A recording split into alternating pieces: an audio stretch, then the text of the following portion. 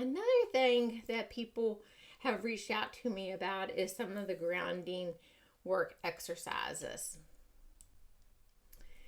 And the grounding work exercises, they're really helpful, but I have to say it does take some getting used to. Um, One of my favorite ones is just meditation. Any day, I love meditation. But using like the five senses, like I really enjoy like the oil diffusers because I feel like they can really help kind of set the tone, if that makes sense. Like, if you have a nice fragrance in your space, it's just really relaxing with being able to just like breathe it in. And music, I do enjoy music.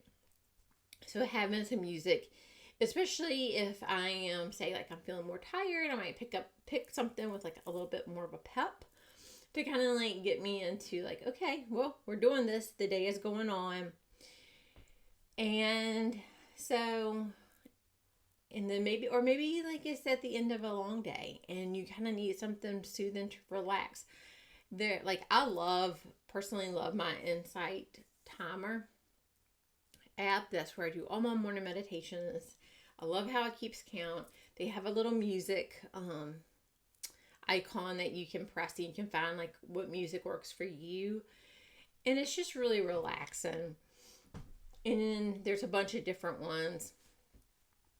And then if you're getting into meditation, that is something too that we're like, when I first started getting into meditation, I had to have guided because it was really hard for me to be able just to sit there, and then I felt like my brain was just constantly going.